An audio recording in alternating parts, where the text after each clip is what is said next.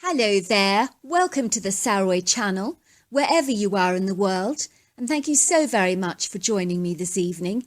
I do hope that you're exceedingly well and that you've had the most fabulous day or are about to embark on a fabulous day. It doesn't matter where your time zone is, you're so welcome to the channel. And don't forget to get that lovely hot cup of coffee because I've got a lovely story for you tonight. But if you haven't subscribed to the channel, please do so. Click the notification bell and the thumbs up. Dear Sarah and all your lovely listeners, my name is Ashley and my Bigfoot encounter happened when I was 27 years old in 2008. By this time in my life, I'd obviously heard about Bigfoot, but I believed that such a creature was just fictitious. I could not believe that something that was not scientifically verified could actually exist. How could it be possible that such a creature could remain in our shadows for so long? And yet there were so many encounters, it all seemed rather bizarre to me, and I'm afraid at the time I was not a believer. I grew up in southern Charleston, West Virginia, which has a rich, vibrant history where Appalachian values run deep. I grew up in an idyllic neighbourhood with my brother Neville and my two parents in a very large, spacious home with exquisite green hills, evergreen lawns, green shrubs and trees. I grew up in a double-storey red-bricked home with a grey roof and white arched windows and large, sumptuous entertainment areas where during the summer we would host delicious barbecues and entertain all our friends. I also adored downtown Charleston itself, as it's a thriving, vibrant metropolitan destination but with a touch of that small-town flair. Also, there are delicious eateries and amazing places to shop there. And as kids, we loved socialising in the town centre and meeting up with all our friends for homemade ice creams and double thick malt milkshakes. Charleston is nestled in the Kanawha Valley with the canal and Elk rivers meandering through the rolling hills. And yet only an hour outside Charleston, you can really go exploring, hiking, fishing or even whitewater rafting. There is so much outdoor adventuring to do there, and as kids my brother Neville and I were in our element. We adored whitewater rafting, exploring, fishing and camping, which we invariably did quite regularly. I left Charleston after I completed my bachelor's degree in fashion design and was offered an amazing job in Los Angeles as an assistant fashion buyer for an upmarket clothes store, where I worked for 2 long years in central Los Angeles.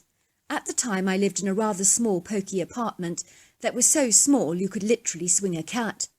My story begins when I decided to take a road trip from California to West Virginia, which would take 4 to 5 days. I was going to my best friend's wedding in West Virginia to be her esteemed maid of honour, so I needed to arrive a day earlier for the wedding. I had not seen my best friend Amanda for over 2 long years, although we did Skype each other very regularly. I had thought about flying out to Virginia at the time, but I decided against it, as I thought it would be infinitely more fun to drive through some enchanting idyllic scenic routes and stop off at different bed and breakfast locations along the way. I enjoyed driving, with one exception of course. I was terrified of driving at night, but I knew if I drove according to my schedules I could avoid that, so I mapped out all the places where I would stop and prepared a great road map for my journey, and I was good to go. As you can imagine, I was so excited about this wedding and returning to my hometown to see my family and friends again and to catch up on all the hometown gossip, as I'd been away so very long. I made sure I packed a sleeping bag, blanket, pillow, flashlight, all the clothes that I would inevitably be needing for my journey, along with a couple of reading books and, of course, food and drink. I left Los Angeles about 9 o'clock in the morning, and after a couple of stops, I drove for about 7 hours straight to the first bed and breakfast where I would be staying.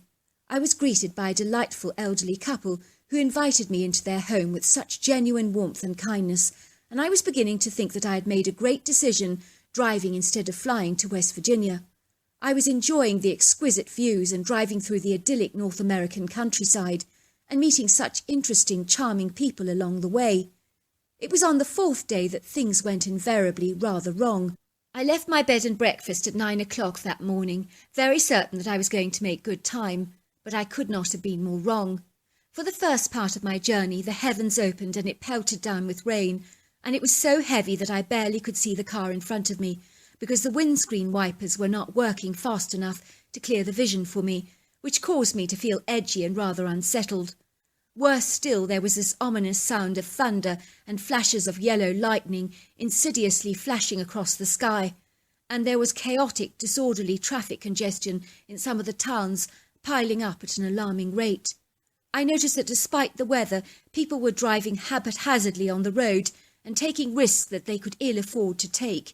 Imagine my horror when I noticed a young girl in the car next to me, texting as if her life depended on it, and she was paying no attention to the road while the conditions were invariably becoming exceedingly more treacherous. I remember having a foreboding premonition that something very bad was going to happen, and it would seem that I was not wrong. The girl continued to text, and suddenly she put her foot on the accelerator, ploughing through the heavy rain at an excessive speed, overtaking my vehicle and racing recklessly through a red light, where she had a head-on collision with a massive truck, and in seconds I watched in horror as her car plunged straight into the truck at record speed.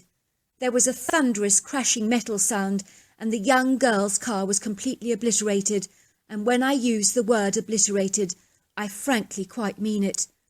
It was still pouring down hard with rain, and people's headlights were flashing, and cars were stopping as people sprinted to the scene of carnage, and the entire road was taken up by this horrendous, despicable accident. I remember climbing out of my car in a numb state, racing over to the accident scene. I observed that the girl's car was so mangled, battered, crumpled and buckled, and the best way I can describe it is that it looked like it had been pressed through a pulverizer or a crushing machine. The crash was unsurvivable, and it was too awful to comprehend. As I was walking back to my car, I skidded over something lying in the road, and to my horror it was the deceased young girl's hand. I was mortified by such a horrifying discovery. I remember that she'd been smoking with one hand out of the window and texting with the other. I mean, how does one ever drive like that, I wondered, and especially in such problematic conditions. It would seem that the ugly scene unfolding before me was so unbelievably surreal. I felt as if I was playing part in an electrically gripping horror movie. Before long, the police and ambulance had arrived, and by then the rain had reduced to a light, gentle trickle. I watched as the EMT put a blanket over the truck driver's back, who they were treating for shock. The poor pale man had eyes as wide as saucers, and he was shaking so much. He kept crying, "I killed her, I killed her." But everybody was comforting him and reassuring him it wasn't his fault. "Dude, she wasn't concentrating. She drove through a red light. It's hardly your fault. Don't blame yourself for this." I sat in my car, shaking like a leaf, and my anxiety levels were hitting the roof. A policeman was tapping my window. "Are you all right, ma'am?" he said. "You look shaken up." "I'm fine," I said. "Did you see the accident?" he asked curiously. "Quite terrible. You never get used to them, you know. Been an officer for 20 years now, and never get used to the carnage on our roads." "I saw the whole awful thing," I said. "The young girl was texting on her cell phone and smoking at the very same time, and then she ran through a red light at a record speed. It was like a scene from a horror movie." "Silly girl," said the policeman. "Why do they never learn about this texting malarkey? You mark my words, it's more deadly than drink." "And what for, I ask you? A silly little message on Twitter? What a senseless waste, and life can be so brutal." It was a long time before the traffic could actually get moving, and so I put on some relaxing music to calm down my frayed, fragile nerves, and began to make steady progress. But it was growing exceedingly dark, and I'd only managed 5 hours on the road. I was intending to drive for 7.5 hours to get to my bed and breakfast, but I'm too skittish to drive in the dark, because I always feel like I'm seeing double. I knew that I did not have much time to lose, and I looked around for somewhere decent to stay, but the only place I could invariably find was in a remote area, looked rather like a seedy motel. In that moment I decided it would just have to do, as there was no way I was going to drive in the dark, and after witnessing that deadly accident, I was exceedingly skittish, so I knew I could do with a good night's sleep. As I entered the lobby, there was a tall, willowy man standing behind the counter, and he surreptitiously gave me the once-over, as if he was marking me out of 10 for my appearance, which sent warning chills racing down my spine. "I'd like a single room for the night," I said. "I have an ID and a card." "No, I only accept cash," he said. Fortunately, I had enough cash on me, and I paid him in full, and then he gave me a key to room 515, pointing to the open back door in the lobby. "Just go through that door," he said. "The room you're looking for is down the passage." I thanked the man and grabbed the key. I could see it was getting dark, and I was relieved to have a place to stay, although it did look remarkably like the Norman Bates motel. The man who was the psychotic killer who had that fixation with his mother. Remember the one in that movie? Well, this motel enveloped my senses with a similar menacing, inauspicious vibe that had my hair standing on edge. I kept telling myself to stop being so ridiculous. It had been a tough day and I was imagining all kinds of crazy scenarios, which was hardly surprising, given that I'd been an eyewitness to a tragic car accident. Finally I came to the room, opened the door, and was horrified at how seedy the place was. It was not even very clean. I turned over the age-soiled mattress that smelt of stale urine, and I pounded a few times with my fist, but to be greeted by waves of dust that rose in the air like sandstorms in a desert. I was coughing and spluttering from the dust infusion. Switching the light off, I examined the sheets with my torch, and they were inundated with filthy stains. If things couldn't get worse, they invariably did. I checked the bathroom, and it looked so dingy and nasty that I was almost scared I'd catch some deadly disease off the toilet seat. The final straw was when I noticed some roaches scattered all over the floor, including some rat droppings. There was no way I could stay in this dump, I thought. I decided I'd complain at the desk and insist on a better room or my money back. As I made my way back to the lobby area, the back door was open, so I walked in quietly. The man at the reception booth was on the telephone, but his back was turned away from me, and he immediately got my attention because he was talking about me. There is nothing like hearing someone discussing you to get your attention. "Yes, she's in room 515. I do have a copy of the key. I can give it to you. But I do want $300, yes. Yes, she's a looker. Pretty girl, dark hair, petite. I think she ticks all your boxes. Put it this way, you'll be thanking me afterwards." I could hardly believe what I was hearing. Oh my God, I thought, this isn't happening to me. Luckily, all my stuff was in the car, and so I ran stealthily back to my car, jumped on the seat and hightailed it out of the car park, and started up the engine and drove as far away as I could from that God-forsaken motel in the pitch darkness. I was terrified and shaking so much that I must have driven for about 45 minutes straight.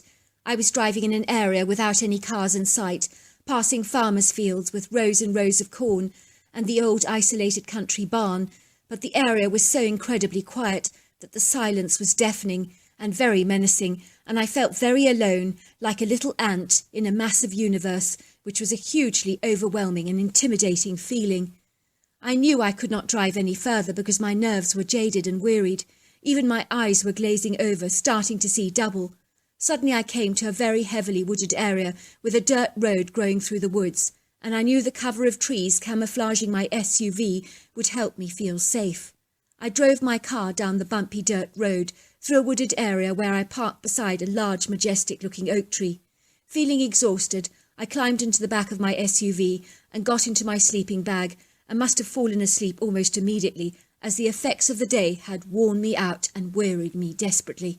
Suddenly I was awoken in the middle of the night to being jolted around in the back of my SUV, and my car was shaking and rattling like a can of sweets. I appeared to be moving backwards and forwards. For a second I thought I was actually being towed away by a truck, because it felt exactly like that. I looked out of the back window of the car to see two strapping, buxom-looking bears carrying my car. I could hardly believe it. I peered ever closer, and I could hear the strange chattering sound that sounded like two people engaging in gibberish, which was decidedly odd, because I was sure it was coming from the bears. I wiggled and manoeuvred my body to the front seat of the car and put on my headlights and sounded my horn very loudly. Suddenly my car was wobbled precariously as it hit the ground with a slight bang, bouncing slightly on its tyres. I clearly had startled the bears by blowing the horn so loudly, I thought. I imagined that they didn't realise that there was anyone or anything in the car.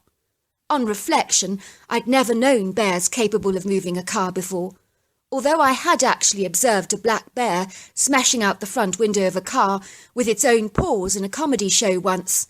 So I knew that they were powerful animals, But being capable of picking up a car, that was a whole nother story.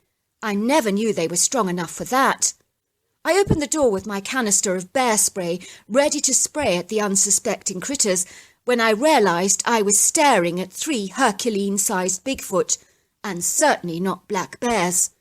Now I was certain I had to be dreaming. My first thought was, you've got to be kidding me. This was not happening, I thought in bewilderment. It was clear that I had not expected to see a Bigfoot, and nor had they anticipated seeing me. For a second we just stared at each other for a very long time. The creatures must have been about 1,000 pounds, 8 foot tall and 4 foot wide, and they were covered in long, loose, shaggy brown hair, and they had very distinctive cone-shaped heads, long human-like faces, and very visible red eye shine. I couldn't believe what I was actually seeing. Suddenly I heard what sounded like warning gunshots, and the creatures just glided away very swiftly into the woods the moment they heard the sounds, and they took 5 feet strides, and they sped away with incredible agility and grace, moving their arms backwards and forwards as if they were marching. It would seem that they moved with such majesty and grace. Suddenly I heard someone tapping at the window of my SUV, and there I saw him, a jovial, plump farmer, looking in at me with a concerned look on his face. I could see him clearly because my headlights were still on. "Are you all right, missy?" asked the man. I knew something was happening because my farm dogs were barking non-stop, so I thought I'd see what was going on. They didn't scare you, did they? The Bigfoot, I mean. "No," I assured him. "I'm fine." "I'm not sure that you are, miss. You look as white as a sheet. Why don't you follow me back to the farmhouse? The wife will be eager to give you a cup of hot chocolate and a cosy bed to sleep in for the night. I don't like the idea of a young girl like yourself sleeping in your car alone. I couldn't live with myself if anything untoward were to happen to you." Before I knew it, I was actually following this kindly man back to his farmhouse, and was being licked to death by his 3 black Labradors, who seemed delighted to meet me. "I'd not have known anything was going on out there," said the farmer, "if it wasn't for these incredible dogs of mine. Their senses are extraordinary." Before long I was being fussed over by a kindly farmer's wife, a lovely lady called Lydia, who presented me with a warm cup of hot chocolate and ushered me into a spare bedroom where I slipped under the cosy, crisp cotton-scented sheets and slept for a very long time. I awoke with the sun dancing through the bedroom windows, and I glanced at my watch and realised it was at least 1 o'clock. I had no idea I'd slept so late. Lydia led me to a bathroom and insisted I had a long soak in a hot bath before lunch. Before long I was sitting around the lunch table eating the most sumptuous home-cooked food, as Lydia was an incredible cook. Before long I began to explain why I'd ended up parking in their woods, and I told them my extraordinary story about the motel, and they suggested I filed a police report, which I of course did. I could not prove anything, as it was all just hearsay. Nevertheless, they took down my details and filed a report. I began to ask the farmer all about the Bigfoot on his land, as I sensed he seemed affiliated with them in some way. He told me that the reason they escorted my car out of the woods because they regarded the wooded area on his property that stretched back for many miles as belonging to them, and my car simply didn't belong in the area. "I'm fine with it," said the farmer. "They keep down the deer population, and I'm grateful for that, and they're never a bother. If you've never seen one before, it can be terrifyingly daunting experience, because those critters are massive, and to think they were carrying your car, it never amazes me how strong they are. They never cease to boggle my mind with their extraordinary strength and power." "I can't believe you're talking about them like this," I gasped, because until now I thought they were creatures of fiction. "Well, I'd never dream of telling anybody about the Bigfoot on my land, as I respect their privacy and space, so I tend to keep my mouth shut about such matters, for their own protection, of course. I'm sure most people would do the same in the circumstances. It's a little like they're an extension of your own family, as they tend to grow on you. The last thing I'd want is all and sundry investigating the Bigfoot on my land. They are very private creatures, you know, who hate to be bothered, and if they knew people were coming to check them out, They would leave this place faster than greased lightning, I assure you. I've grown up with Bigfoot, said Ed, all my life. Never been a problem to me or a hindrance either, but more like a marvellous help. They leave piles of firewood for us out in the winter, and in turn they have free access to our vegetable beds and fruit trees. It's all like a little unwritten trade-off where both parties concerned benefit. Once or twice a year they leave me a big deer carcass of venison and 2 or 3 large turkeys, which is very good of them. They're intelligent creatures, but very territorial, but they help whenever necessary. You see my Labrador dog over there, Missy? That's her name. One day she fell down a mine shaft, and a Bigfoot pulled her out. They're very good like that. My dogs don't mind them either, although you can smell them a mile off. They pong to high heaven. Lydia would love to get them into the bathtub and give them a right old scrub down, wouldn't you, dear? I'd love to, laughed Lydia, but they'd never ever fit. We'd have to get the fire brigade to dig them out, and they wouldn't be happy about that, she chuckled. We all laughed at Lydia's funny joke. Very intelligent creatures with big hearts, continued Farmer Ed. But I do not see them often because they're quite nocturnal and very elusive, always been very shy and reticent. Isn't that right, Lydia? Oh, very shy, said Lydia, and they can hide from you in plain sight and almost disappear in front of your very eyes. Yet when it's picking season with those fruit trees out there, you'll wake up the next morning and they've picked off piles of the fruit that you couldn't reach from the very top branches, so they instinctively help if they sense you're struggling with something. Wow, I said, do you think if someone tried to attack you on your farm that they would actually protect you? In a heartbeat, said Lydia. They would kill the intruder without a second thought. You mark my words. They regard this land as theirs, and in a way they see us as part of the fixture and fittings of this place. So if someone were to harm us, it would be a direct threat to them. You mean like a pussycat, I laughed. Our cat at home rarely believes she owns us, even though we feed her and take care of her all the time. My mother says it's like she rarely believes that she's the boss and we're her property. It's just like that, giggled Lydia. Maybe they think they own us. I decided to spend another night with Lydia and Ed because I didn't want to drive so late in the day, but the following morning I left at first light and made it to my best friend's wedding in time and was once again reunited with my family members for a very emotional reunion and a very memorable and special wedding where I enjoyed being the maid of honour. As you can imagine, this was a road trip I will never forget in a hurry. And all these years later, I often spend holidays with Lydia and Ed, who are now the godparents of my firstborn son, Nathaniel. Oh, by the way, I forgot to mention that awful man from the motel is currently serving a 20-year prison sentence, but I'm not sure what he was charged with, but I can only imagine. All I know is that the police wanted me to ID him as the man I heard discussing me on the phone to a customer, as if I was something he was planning to sell. It disgusts me to even think about it today. So there you are. That's my story. Well, I just want to thank you so much for that absolutely extraordinary story. Until next time, goodbye and good night.